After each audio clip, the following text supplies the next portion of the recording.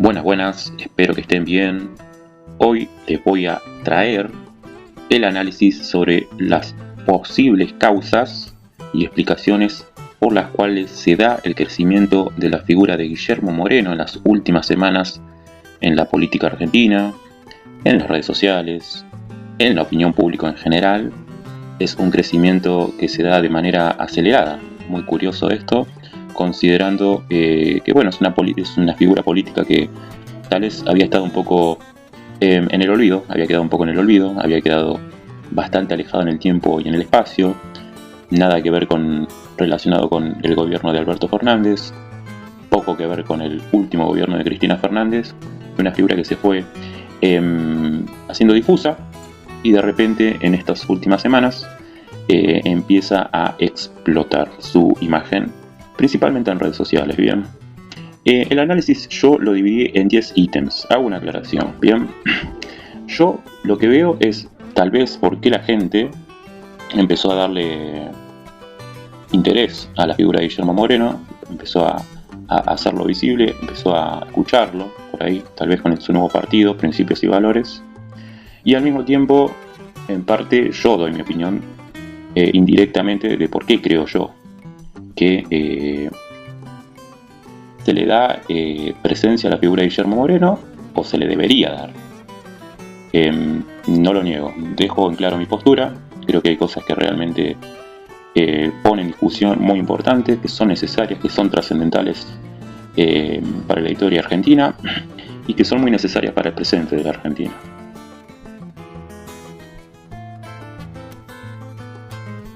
Bueno, como primer ítem del porqué del crecimiento de la figura de Guillermo Moreno, yo pongo el primer énfasis en que se lo vincula con el éxito de la gestión del primer kirchnerismo, ¿verdad? Esta es una afirmación que a alguno le puede parecer polémica, pero lo cierto es que cuando uno ve el periodo 2003-2013 del primer kirchnerismo, lo que sería el primer gobierno de Néstor Kirchner y el primero y medio de Cristina Fernández, se puede hacer referencia a que hubo cierto auge económico en la Argentina, cierto nivel de desarrollo. Esto creo que es bastante innegable. Después podemos discutir el por qué. Alguien puede decir, y claro, hubo un relativo éxito económico considerando que se venía desde la crisis del 2001. En tamaña crisis no quedaba más que ascender frente al hecho de que estábamos en el subsuelo en términos económicos, ¿verdad? Pero lo cierto es que cualquier economista relativamente serio no puede negar que los indicadores sociales y económicos durante ese periodo fueron creciendo considerablemente. Bien, en general en toda la economía argentina. Salario, trabajo, viviendas, industrialización por sustitución de importaciones, superávit fiscal, o lo que él llama superávit gemelos. Bien, todos esos ítems, entre otros, crecieron mucho en la Argentina y realmente es innegable eso. Bueno, la figura de Guillermo Moreno tal vez se lo vincula con ese primer kirchnerismo, con un kirchnerismo que estaba tal vez más ligado a las esencias del peronismo, ¿verdad? Que es lo que, de hecho, Guillermo Moreno es lo que profesa todo el tiempo, ¿no? Volver a esta cosa de la doctrina, volver al peronismo más clásico, volver a las bases, volver a estimular el movimiento, etc. Entonces, tal vez se le asocia a esa figura, también porque era una imagen fuerte y presente durante aquel periodo, ¿no? Tenemos aquel Guillermo Moreno combativo que salía y hablaba de la inflación, que se enfrentaba a los empresarios, a los grandes comerciantes, intentaba mantener la inflación anual en un dígito. Bien, y entonces esa figura de Guillermo Moreno que estuvo ausente en los últimos años, desde el 2013 hasta hoy, justamente porque tal vez queda salvada de todo este periodo de crisis económica y se lo asimila más a aquella figura relacionada con el primer kirchnerismo, con esencialmente lo que digo, ¿no? El gobierno de Néstor Kirchner, el primer gobierno de Cristina Fernández y la mitad del que le siguió. Bien, entonces, insisto, tal vez lo asocia a él a ese momento, ¿no? Donde él, insisto, es combativo con los empresarios, es algo que seduce, él combatía mucho la inflación, combatía mucho el abuso de precios, etc.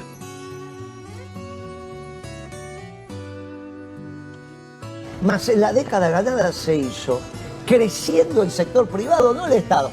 Eso vino con Kicillof, no vino con nosotros. ¿Por qué Cristina empezó a hablar del rol del Estado? Yo no lo sé, pero no fue así que hicimos la década ganada.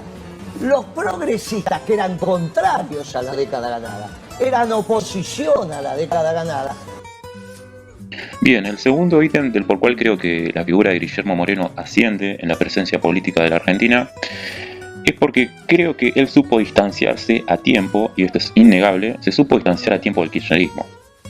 Se supo distanciar al tiempo del último kirchnerismo de Cristina Fernández, pero principalmente del progresismo que tenía adentro ese kirchnerismo, ¿verdad?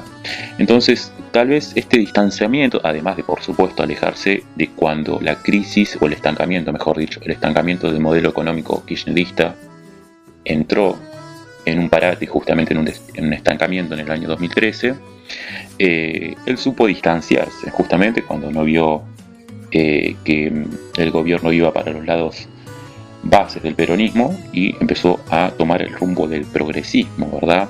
Recordemos que él se va como secretario de Comercio, si mal no recuerdo, en el 2012, y después se hace embajador en Italia hasta el 13, y después se pierde, realmente no tiene presencia en los últimos gobiernos de ningún tipo.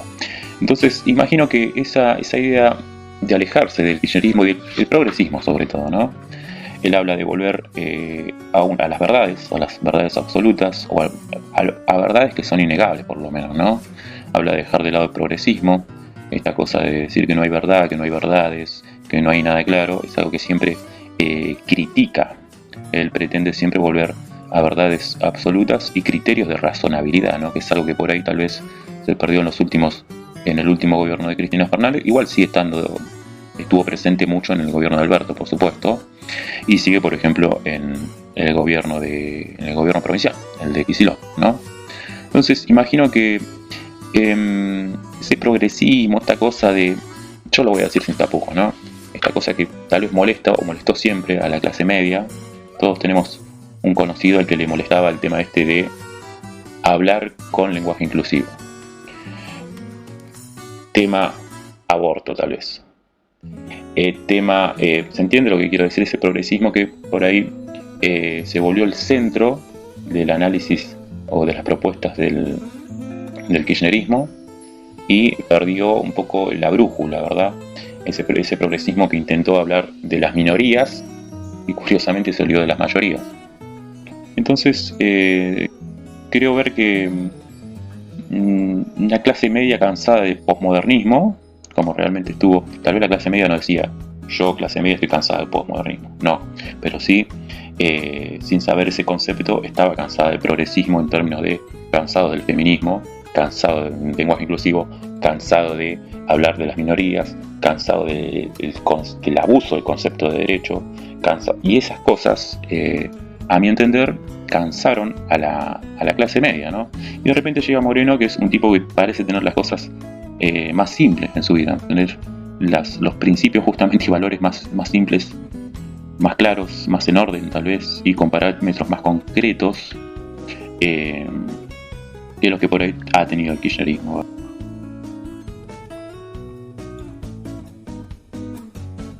Se apagan las luces, me parece, muchachos. No sé, me parece que hay un problema de electricidad. Vos en la puerta. Antonio, en la puerta. Tratar de echar en la. Acá no se va a votar bajo ningún aspecto lo que quieren los accionistas del sector privado. Todos mis funcionarios, varones, a partir de este momento se banca lo que tengan que bancarse. Acá no se vota. ¿Está clarito? En estas condiciones... Acá no se vota. Y vamos a seguir hablando hasta que esto se salde. En este ítem hago señalamiento a que entiendo yo que Guillermo Moreno ya no es una persona vetada por la clase media. Y la explicación es algo curiosa, a mi entender. Para mí, Milei permite todo y a todos. ¿Qué quiero decir? Cuando un presidente, como Javier Milei, es ultraviolento, insulta, menosprecia, y agrede de maneras vulgares a aquel que no piensa como él, ¿qué queda para los demás? Quiero decir, Guillermo Moreno hace 10 años era estigmatizado y condenado por medios de comunicación o por quien fuera por ser un tipo rudo o violento, que realmente parece, por lo menos parece tener personalidad, o en aquel momento, ahora parece estar más tranquilo, ¿no? Pero quiero decir, ¿en qué queda ese estigma que se le hizo a Guillermo Moreno hace 10 años, cuando ahora tenemos a un presidente peor en esos términos, de agresión, de menosprecio, de violencia? Él, sin ningún tipo de decoro, Milei, ¿no? Dice, zurdo de mierda, hijo de puta, los voy a hacer mierda. Es realmente muy berreta, bastante vulgar. Entonces digo, recordemos a aquel Guillermo Moreno que había sido estigmatizado por su carácter, por su personalidad, ¿no? Y que hoy en día la verdad que parece un Heidi, parece Bambi al lado de justamente la figura agresiva de Javier Milei. Entonces la imagen de Milei hace que aquel viejo estigma que se le tenía a Moreno quede totalmente devaluado y obsoleto, ¿no? Debido justamente a los nuevos tiempos de la Argentina política.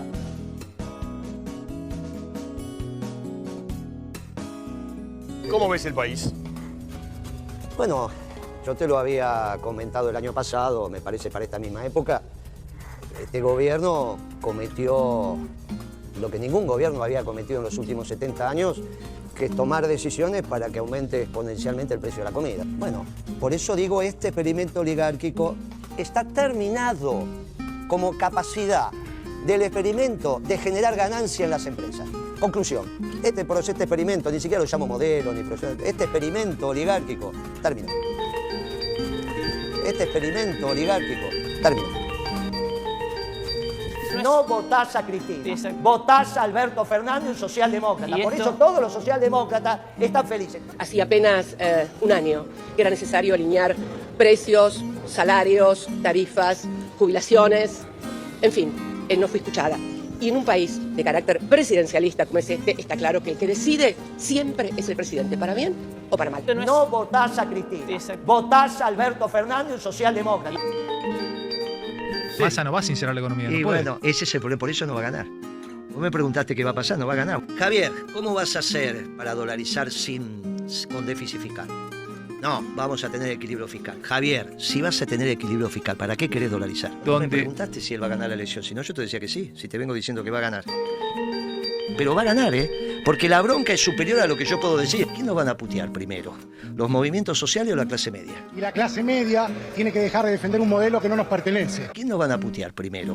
¿Los movimientos sociales o la clase media? Jorge Macri. Vamos a estar muy atentos al tema del hambre en la clase media. Doy por sentado que la política de él va a castigar a la clase media. El principal impacto es para el sector de clase media. Lo que va a estar difícil este invierno va a ser pagar el gas. Va a ser difícil calefaccionar porque se vienen aumentos. Justamente los aumentos que se prevén en materia de gas son de, ¿estás listo? 697% más de suba, ahí lo tenemos spoileado. Bueno, La política de él va a castigar a la clase media. Él va a hacer las tarifas sin ningún tipo de subsidio. A través de la reducción de subsidios, nos referimos a subsidios en transporte y nos referimos a los subsidios en los servicios públicos o la energía, para que la gente entienda, en la luz, el agua y el gas. Y te va a unificar el tipo de cambio. El tipo de cambio oficial va a pasar a valer 800 pesos para que los sectores productivos tengan los incentivos adecuados para aumentar su producción. Con lo cual la comida a los demás le va a seguir dando la bolsa de comida. Antes vos podías comprar en el barrio y ya ahora no, ya ahora tenés que venir a buscar precio acá en el mercado. Tarifas sin ningún tipo de subsidio y te va a unificar el tipo de cambio, con lo cual la comida... El peronista sabe que Alberto Fernández no es peronista. ¿Se podría decir que usted es socialdemócrata? Sí. Los peronistas me van a odiar por decir esto. Él era el que decía, hagamos los actos pero no cantemos la marcha. Lo conocemos, Alberto. Cuando tenga la... Bien, este ítem puede ser algo llamativo, pero le tenemos que dar un grado de importancia alto. Bien, nos guste o no, Guillermo Moreno tiene una amplia capacidad de análisis económico, político, que al parecer lo puede llevar a hacer, no sé si pronósticos, pero sí análisis de lo que puede llegar a ocurrir en la Argentina, y realmente lo que llama mucho la atención últimamente es que le está pegando bastante a los escenarios que él pronostica. Bien, él ya en 2017, cuando todos hablaban de que el gobierno de Macri era para 8 años, él ya anunciaba el fracaso del gobierno de Macri en el 2017, argumentado principalmente en el aumento de los costos de la comida, la caída del salario real, etc. Por otro lado, también es muy curioso cómo él ha acertado en 2019, el día que Cristina eligió a Alberto Fernández para que sea el que lidere la propuesta del kirchnerismo. Ese primer día él ya decía: Alberto Fernández es socialdemócrata, y ya decía que era el peor de todos, e incluso le decía: no es peronista. Bien, y curiosamente creo que todos podemos decir hoy en día, todos en la Argentina, que el gobierno de Alberto Fernández fue un desastre. Bien, y de alguna manera él supo predecirlo. Otra predicción que tuvo, que tampoco es una gran predicción, pero sí es interesante la argumentación posterior que él da al hecho de que Milei ganara, ¿verdad? Él dice: Milei va a ganar las elecciones. Él lo dice post-paso 2023, ¿no? Mediados de año. Milei gana las elecciones, y ya en ese momento decía lo que podía llegar a ser Milei, que efectivamente es lo que está sucediendo, ¿no? Esto que decía, lo primero que va a hacer es perjudicar a la clase media, a la gente de recursos más bajos les va a dar la comida, y el gran golpeado es la clase media, ¿no? Es curioso darle un nivel de importancia a los pronósticos de Moreno, porque él está augurando en su análisis económico, político. Él no es un brujo, ¿no? Él tiene toda una formación en la carrera. Él está augurando que el gobierno de Milei dura 6 meses o menos.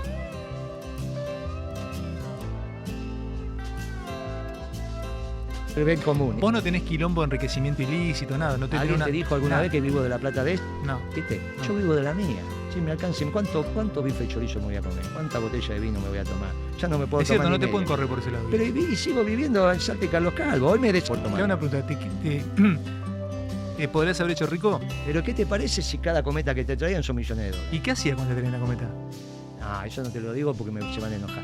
A los primeros... ¿Cómo le reaccionaste? Porque te habían querido comprar. No, eso dejalo que lo deje en la intimidad. Pero los últimos años ya no venía nadie porque se había corrido la bola y era imposible. El primero que me trajo, ¿te acordás los viejos maletines de visitadores médicos? Sí. ¿Te acordás que se abrían de afuera? Abrió así, viste que se abrían así. ¿Verdes eran? ¿Y? ¿Qué había? ¿Y qué le dijiste? La que te dije a vos, vivo, de qué vas a hacer, porque la conversación siempre empieza a tener que pensar en tu futuro, vos de qué vas a hacer. Yo vuelvo a ser ferretero, le decía, me divierto lo más bien. No tengo ningún inconveniente. Si yo... El tema es que en tu mundo, en tu sistema, ahora, abren el maletín y con la pierna te lo acerca. Y vos mirás así y decís: no, hermano, pero esto, andá. Cerrá el maletín y llévatelo. Muy bien, otro motivo por el cual tal vez resulta seductora la imagen de Guillermo Moreno, o últimamente que está resultando seductora la imagen de Guillermo Moreno, yo lo vinculo con el tema de su incorruptibilidad. Y él es uno de los pocos funcionarios que no tiene causas de corrupción. El hecho de que no haya tenido causas de corrupción deja entrever su pasión original por la política, por el peronismo legítimo, y realmente se percibe una persona que intenta potenciar el bienestar de la Argentina. Bien, parece una persona simple, sin muchas pretensiones económicas para sí. Él parece realmente un amado del peronismo, está convencido de que el peronismo es lo mejor para su país, ¿no? Creo que tiene bastante presente el concepto de ser un patriota, tal vez, ¿no? En lo que él mismo se define.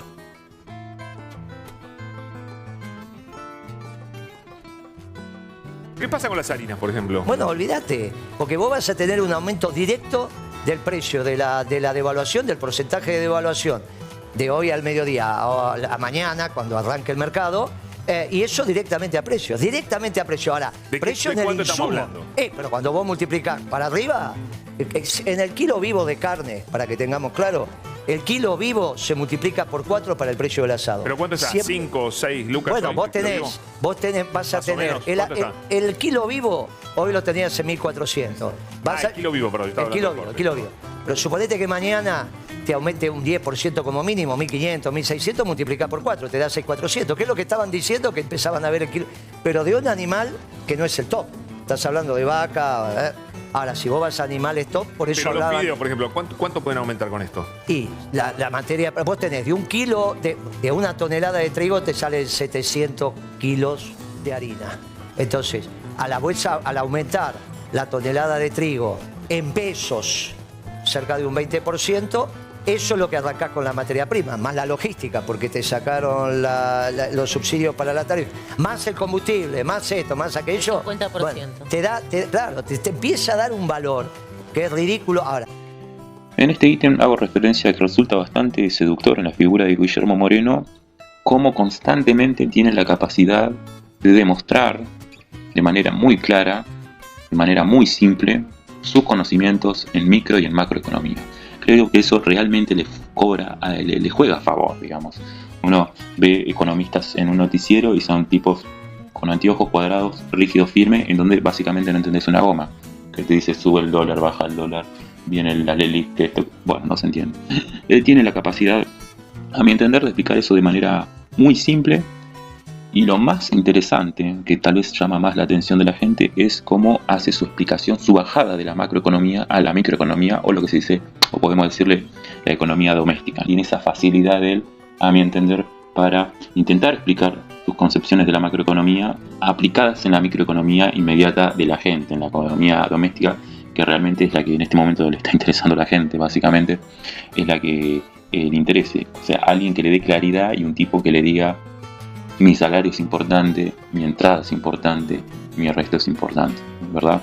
Entiendo yo que tiene esta facilidad, ¿no?, para charlar sobre el bolsillo del trabajador, el comerciante, la pyme, y al mismo tiempo sin dejar de lado los intereses del capital o incluso del gran capital. Bien.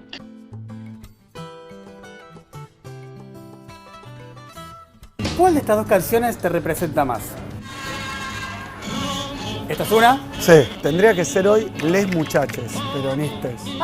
Porque haya una devaluación de X% no quiere decir que todos los precios de la economía estén dolarizados y se tienen que mover X%. conocerás el árbol por sus frutos. ¿Está bien? Entonces, el tema es muy claro. Si vos devaluás, llegó a Kicillof el 14 y devaluó un 20%. En enero ¿era necesario? No era necesario. Se puso el país de sombrero. ¿Y para qué hizo eso? Innecesario. Aparte se le dijo. Lo discutimos. Mirá, no hagas eso. Este ítem hace referencia a el hecho de que tal vez lo que queda de lo mal llamado peronismo o del kirchnerismo, estoy hablando de cuadros políticos, es como que pareciera que están retirados. No queda claro quién tiene hoy en día la bandera del kirchnerismo, ¿verdad?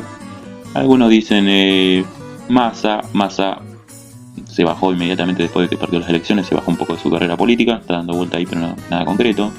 Cristina parece bastante desaparecida y Alberto Fernández está en España, tuiteando desde allá, ¿no? Entonces queda dando vuelta la figura de Kicillof, ¿no? Otra vez electo gobernador de la provincia, bien, una buena elección, dejando varios puntos de diferencias con sus segundos en las elecciones. Pareciera ser la figura que emerge como líder del kirchnerismo, ¿verdad? Dejando, a mi entender, figuras menores como Grabois, por ejemplo.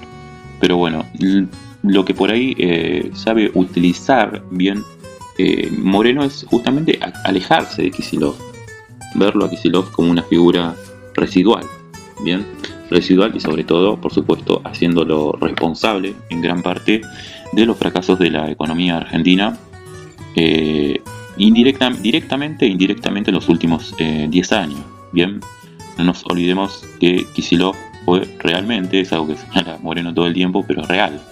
Kicillof fue quien devaluó e inició el proceso devaluatorio de la Argentina ya por el 2013, cuando se hizo una devaluación de la moneda del 12%, él siendo ministro de Economía, ¿no? Además de que, por supuesto, la figura de Kicillof está muy ligada también al progresismo, que es algo que ya les señalé en otros ítems, que es algo que tal vez no seduce a la población el progresismo, el excesivo progresismo que ha habido en los últimos gobiernos kirchneristas, ¿no? Entonces, además del progresismo, también la figura de Kicillof bastante residual, siendo responsable de iniciar el ciclo económico especulativo rentístico en la Argentina, que siguió Macri y que siguió Alberto, ¿bien? Al devaluar y no centralizar un ciclo económico que ponga el objetivo en la producción y el trabajo. Bien. Además, por otro lado, hoy en día no queda claro cuál sería eventualmente una solución de Kicillof para los problemas del país, ¿no? No queda claro qué haría Kicillof eventualmente, considerando que ya fue ministro de Economía, y a los problemas estructurales de la economía argentina no le ha encontrado la vuelta y no pareciera que tuviera una solución. ¿Qué haría Kicillof? Emitir más moneda sin respaldo real del Banco Central, devaluar nuevamente, más planes sociales para hacerlos pasar como si fueran trabajo real. Considero que todas estas cuestiones ya fueron probadas, ya fracasaron y no atraen a la población. Entiendo yo que Guillermo Moreno encara más estos problemas desde decisiones económicas más concretas. Entiendo que ubicar la figura de la oposición en Kicillof es bastante residual. Residual por sus fracasos económicos que ha tenido, y que tal vez justamente aparezca esta cosa de Guillermo Moreno de intentar retrotraer a ese primer kirchnerismo de Néstor Kirchner, y que él siempre intenta retrotraer a ese peronismo, la doctrina. Pareciera que tal vez tendría el margen, la grieta de Guillermo Moreno, si bien seamos claros, hoy en día Kicillof tiene la cámpora y tiene todo lo que es el artilugio de la estructura burocrática partidaria apoyándolo. De todas maneras, la figura de Guillermo Moreno justamente se está filtrando al rechazar la imagen rechazar la figura de Kicillof, por todo esto que les vengo comentando, vinculado con los fracasos económicos, su excesivo progresismo, su fracaso como ministro de Economía, etc.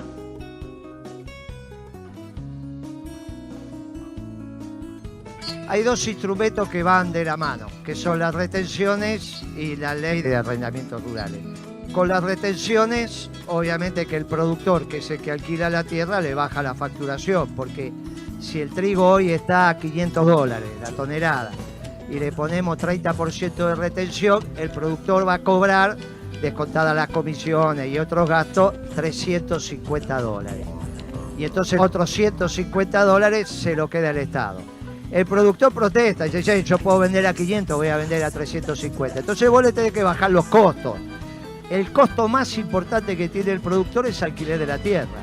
Entonces vos le tenés que bajar el alquiler de la tierra, cuestión de casi devolverle esos $150, que hoy se lo está llevando el dueño de la tierra. Claro que el que termina poniendo la plata a través de las retenciones, en este caso es el dueño de la tierra. Bueno, muchachos, alguna vez la tenían que poner. Nosotros dividíamos los productos en masivo, selectivo y premium. Estas tres divisiones, que yo ni las conocía, ¿la tienen todas, por lo menos las 5? En mi gestión. Todas las empresas del país. ¿Las tienen? En mi gestión. El premium es lo que consumís vos, ahora. Porque vos cuando eras chico consumías el masivo. La vida te permitió, ¿está bien? Totalmente de acuerdo. Y en el selectivo los dejamos los que están en el medio. Tenés razón, premium es de Nordelta. Selectivo medio. El selectivo vos te das cuenta. Y masivo. Para no confundir, ¿no? Premium y masivo. Y el selectivo lo que queda. Vos sabés lo que es masivo intuitivamente y vos sabés lo que es premium. Yo te pongo todos los whisky que vos quieras. Y vos me decís, mira, de acá para acá es premium, eso es masivo y esto que quedó acá es selectivo. Se acabó. ¿Vale para la carne y para todo? Pero la carne eran 12 cortes populares y el resto son los que se exportan. En los 12 cortes populares son los que vos comiste toda tu vida hasta que saliste a la secundaria. La milanesa. Pero ¿cómo te van a vender el gasoil al precio que te lo venden? ¿A título de qué? No, porque el mundo... ¿Qué me importa el mundo? Si el petróleo está acá en Mendoza, está acá en Neuquén, está en Comodoro Rivadavia, está en Salta, ¿qué les pasa? Hay que hacer costos. O vos ganás lo mismo que gana un periodista en el New York Times o en Nueva York en el Washington Post. Pero, bueno, y entonces, ¿por qué te quieren cobrar el combustible lo mismo que en Europa? ¿Pero qué les pasa a esos muchachos? ¿Por qué los salarios no son los europeos, pero el precio del combustible sí? ¿No te parece que es una tontería? Si me quieren aumentar el precio de la energía, la eléctrica, que primero te digan cuál es el costo del megawatt. ¿Sabés quién es el último funcionario que calculó ese costo? Fui yo, pero hace 10 años atrás. ¿O vos te pensás que Atucha no sabe cuánto sale el megawatt que ellos generan y ponen en la red? O el Chocón, o Yacyretá, o Central Costanera, o las centrales térmicas que tenés acá en Mendoza. Pero es simplemente hacer el cálculo. Ahora, ellos no hablan de costo, pero te dicen que está barato. ¿No te suena raro? Y yo te pregunto algo, ¿te puedo hacer una pregunta? ¿Y nunca te cuestionaste vos de que te digan que la energía está barata y vos nunca dijiste denme los costos? ¿Qué es lo que pasa? Que se violenta el sentido común de que una cosa está cara o está barata de acuerdo a los costos. Te ocultan los costos porque no está barata. Simplemente quieren ganar más.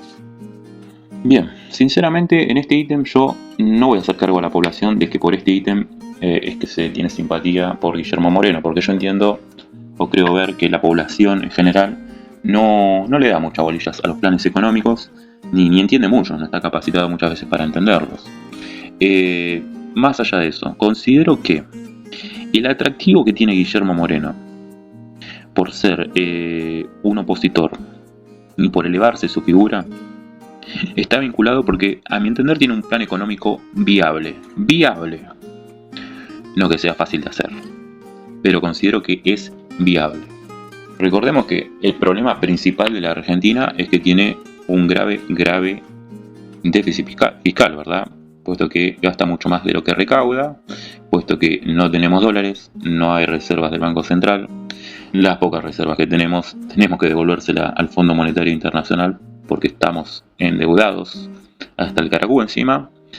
No solamente tenemos una deuda externa, sino que tenemos una deuda interna al emitir constantemente moneda en falso, digamos, sin respaldo del Banco Central. Entonces, básicamente el problema de la Argentina hoy en día es que no tenemos reservas, ni para devolver, ni para mantener fuerte la moneda. Todo esto, recordemos, empezó ya hace varios años, ¿no? Podemos irnos desde la devaluación de Kicillof hasta justamente el endeudamiento de Macri y otro endeudamiento más que se está dando de nuevo por Caputo.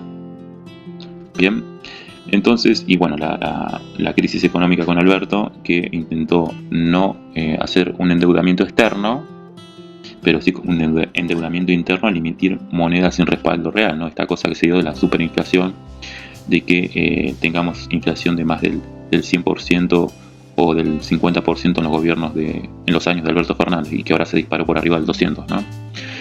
Entonces, ¿qué hacer frente a esta situación de no tener reservas, no tener dólares, no poder pagar lo que se debe, no tener moneda real fuerte? Lo que propuso Milei es esto de que lo pague la gente. Si bien llegó con el mensaje, al gobierno llegó con el mensaje de que lo pagara la casta, lo que hizo, bueno, hay que hacer reserva, bueno, saco los subsidios del transporte, saco los subsidios de los servicios, cierro ministerios, libero los precios de nafta, y básicamente la clase trabajadora lo está pagando. Bien. Entonces la alternativa a esta situación, yo me ubico como trabajador, por supuesto, por eso estoy buscando una alternativa, yo soy un trabajador. Me interesa la propuesta de Moreno, me interesa porque creo que propone una discusión profundísima, histórica diría, de justamente la historia argentina. Él propone nada más y nada menos que el ajuste lo pague el único sector de la Argentina, o groseramente en la Argentina, que por mucho en la Argentina genera dólares, genera ingreso real. ¿Y quién es? El campo. No todo el campo. Él hace referencia a una ley de arrendamiento que lo pague la pampa húmeda. Pero insisto, no toda la pampa húmeda, sino los dueños de la tierra. Eso es muy interesante. No es la 125, no es un impuesto a la exportación, es un impuesto al propietario de la tierra. ¿Se entiende? La productividad del campo en la región pampeana es así. Alguien tiene la propiedad de la tierra que le alquila la tierra a un productor. que el productor es el que pone las máquinas, pone los ingenieros, pone las semillas, pone el abono, ¿se entiende? Entonces es muy interesante lo que hace Moreno porque evita el conflicto con los productores, que son la mayoría del campo. Él señala además algo muy interesante: hacer que justamente pague una especie de impuesto, un impuesto mayor, los propietarios, que son 1000 familias. 1000 familias que tienen la propiedad de la tierra en la región pampeana. Digo que es una discusión histórica trascendental porque realmente la Argentina moderna se ha formado en torno a su estructura económica, que es la venta de carnes y cereales al mundo, ¿no? El famoso modelo agroexportador, que perdura hasta nuestros días. Y en su momento, varias veces que hemos tenido crisis económicas, por lo menos en el peronismo, se ha intentado ver qué hacer con el campo, de qué manera el campo puede generar aportes en dólares al país de acuerdo a la cantidad de uso de recursos que hace del suelo argentino. Bien, entonces es realmente interesante traer esta discusión, a mi entender, que sería una solución real. Sería una solución que nos evitaría justamente un ajuste entre nosotros, entre la clase trabajadora, y evitarnos todo este caos, ¿no? El sector agroexportador, al ser el más robusto de la Argentina e ingresar dólares, esta ley de arrendamiento, que ya está vigente pero que no se aplica, entonces propone el aumento de impuestos a propietarios de la tierra, que son 1000 familias, las más oligárquicas del país, y que este impuesto permitiría recolectar, limpiar el tema del déficit fiscal, que se soluciona el tema del déficit fiscal, bien, pero con la aclaración, insisto, de que no es un impuesto al productor, es un impuesto al propietario, bien. Por ahí, en eso tal vez se diferencia justamente de la 125 que fracasó allá por el 2007 con el paro de campo, ¿no? Que era un impuesto más general a la exportación. No. Y otro tema importantísimo, que ya me estaba olvidando. Con eso, además de solucionar el déficit fiscal, al aumentarle el precio del impuesto al propietario y no al productor, se podría generar alimentos más baratos. ¿Se entiende? Se podrían generar alimentos más baratos, que justamente permitiría alimentos baratos que hacen un salario. Si uno tiene la capacidad de comprar todos los alimentos del mes, con lo que te resta de dinero, ¿qué haces? Consumís. Es cuando salís al cine, salís a comprarte una ropa, te compras una pizza, y eso genera una demanda sobre productos y servicios que a su vez generan eslabonamientos y efectos multiplicadores en otros servicios. ¿Se entiende? Y bienes.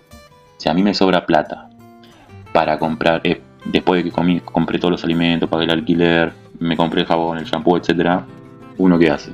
Consume, te vas al cine. Bueno, ir al cine es una demanda de pochoclos, por así decir, que es una demanda de determinada pintura con que lleva el tarrito del pochoclo, que es una demanda del cartón del pochoclo, que es una demanda del maíz del pochoclo, que genera una demanda en el mayorista que te vende el maíz, que genera una demanda sobre algún campo. ¿Se entiende? Eso es muy interesante porque es lo que activa el mercado interno, el famoso mercado interno, ¿no? Mantiene ese colchón en la economía que permite un mercado interno y un crecimiento de la economía, del PBI, si se quiere. Bien. Y en tercer lugar, les mencioné la ley de arrendamiento, donde pagan un mayor impuesto los propietarios de la tierra, no los productores. Les mencioné el tema de bajar el precio de los alimentos y les menciono algo que ya Guillermo Moreno ha realizado durante su gestión, que es segmentar los precios, la segmentación de precios. Es decir, que una empresa, ustedes saben que son pocas las empresas que tienen todos los productos del mercado, del comercio, digamos, ¿no? Uno agarra Arcor, por ejemplo, y Arcor tiene desde chupetines y caramelo hasta galletitas o jugo de fruta. Entonces, la propuesta de Moreno ha sido dividir los productos en masivos, selectivos y premium, ¿verdad? Masivos, selectivos y premium, que hace que se divida básicamente en franjas de población. Es decirle a Arcor, bueno, hacete una franja, hacete unos productos masivos, Estamos hablando de galletita, no sé, Maná, por ejemplo. Galletitas Maná que son económicas. Y después tenés las selectivas y después tenés las premium, que sean, no sé, galletitas, esas que son caras, que son con chocolate, etc. Entonces, esta propuesta de dividir los productos en masivos, selectivos y premium permitía que cada sector de la población pudiera acceder a un producto de acuerdo a su bolsillo, a lo que le correspondiera en su ingreso de salario, ¿verdad? Y en paralelo, como cuarto ítem, Moreno tenía muy presente el tema de los costos, hacer costos, para que no se disparen los precios de los productos. ¿Se entiende? Hacer costo de la producción del producto, dicho sea de paso.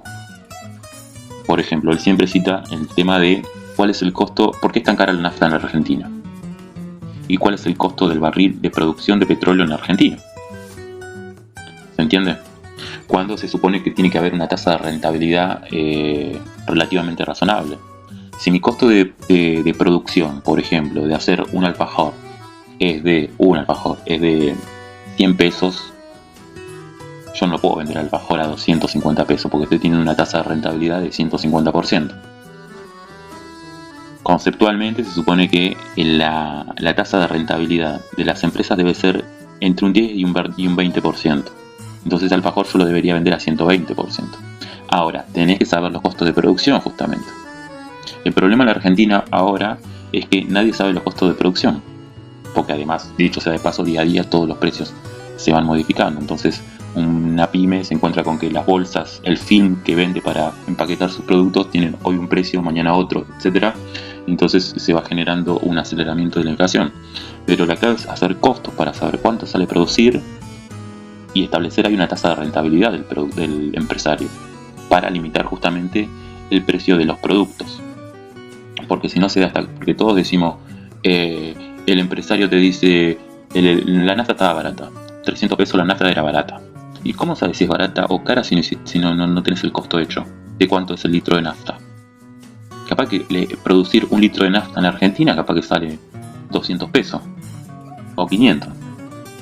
Pero se habla esto de que la nafta estaba barata porque estaba subsidiada, se quitó los subsidios, cierto, pero de todas maneras hay que hacer el costo, porque si no las petroleras aumentan hasta donde quieren, superando por mucho la tasa de rentabilidad. ¿Cómo puedo decir que el costo de producción de un aceite salga 2.500 pesos, 3.000 pesos? Una botella de litro de aceite de 900 mililitros. ¿Se entiende? Entonces, esta propuesta de Moreno es muy interesante, ¿no? Volver a hacer costos, fijarnos cuánto valen las cosas, así el empresario tiene la libertad de tener una tasa de rentabilidad aceptable de entre el 10 y el 20%.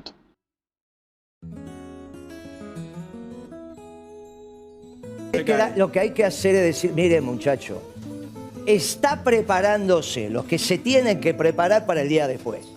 No todo habla, hay un día después. Y el día después se está trabajando y se está preparando con organización de lo que a nosotros nos toca en el movimiento peronista y con un plan de gobierno. Pero Guillermo, el día después, en el mientras tanto la gente... En el mientras tanto no hay porque... Pero yo te entiendo lo que vos... Está muy bien lo que yo te vos entiendo lo que vos no decís, pero en el día a día, sí, claro, el que no puede pagar las cosas... perdiste las elecciones porque tuviste un gobierno que era un asco. Por y lo que entonces fuera. de esto pero viene esto. Y no hay, olvídate de la política, digo, la gente que del no día a es día... política. Y bueno, no tiene solución el precio de los remedios sin política. Obvio. No tiene solución el precio de la luz. Entonces, ¿qué le digo al pueblo? Sencillito, miren, tranquilo. Es un mal trago el que estamos pasando, pero hay salida. Se está organizando el peronismo. Se está presentando un plan de gobierno que se está armando. No es que no lo estamos haciendo, lo estamos haciendo. Entiendo que lo que se percibe de él es que intenta transmitir su mensaje dentro del peronismo con una cuota de no solamente de criticar el gobierno de Milei y de argumentar, sino que también incorpora la esperanza. Digamos, tal vez a diferencia de la oposición concreta liderada por Unión por la Patria e incluso a diferencia del Frente de Izquierda, Moreno no solamente se queda con la crítica, ¿verdad? No solamente entra en el drama de la crítica, de decir, bueno, Milei está destruyendo todo, va a destruir todo, está destruyendo el Estado, va a ser muy complicado todo, sino que él habla incluso de la esperanza. Habla del concepto del día después.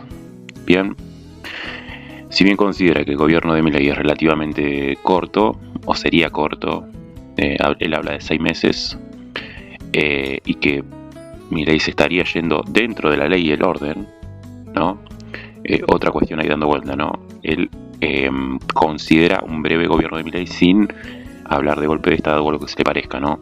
Está hablando tal vez de las facultades del Congreso para sacarlo, o si Milei mismo se renuncia, digamos, al ver que esto no camina. Pero lo que interesa es este concepto de esperanza, ¿no? Él habla de pensar en el día después. Hay un día después, hay que organizarse, hay que considerar la posibilidad de ver cómo se sale de esta situación y reconstruir la Argentina en el día después, etc. Además, por el otro lado, si bien es crítico de todos los demás partidos políticos o posturas políticas, lo veo dialoguista, veo que intenta integrarlos, más allá de las diferencias. En algún posible gobierno futuro, integrar a cada partido político o postura política en algún lado de ese potencial gobierno, ¿no? Incluso progres, izquierdistas y distintos peronismos pueden jugar un rol en un futuro gobierno peronista que plantea él, ¿no? Los critica mucho, pero al mismo tiempo siempre intenta terminar las charlas siendo bastante dialoguista y entendiendo que tienen que hacer un frente. Entiendo que está queriendo decir eso, liderado por el peronismo, el verdadero peronismo, lo que él llama, ¿no? La doctrina. Eso me parece que le juega bastante a favor, ¿verdad? Hablar de intentar en las últimas semanas tener alguna simpatía con los progres, si bien los critica mucho, con la izquierda, con el peronismo, los distintos peronismos y hasta con la UCR, un poco lo hacen chiste, un poco en verdad, pero intenta como sumárselos bien. Y bueno, con esa claridad, con ese razonamiento que lo caracteriza a Guillermo Moreno para explicar temas complejos con tranquilidad y con esperanza, pueden ser un buen atributo que puede servirle a la hora de sumar adeptos o justamente que ocupe un lugar más importante en la presencia política argentina.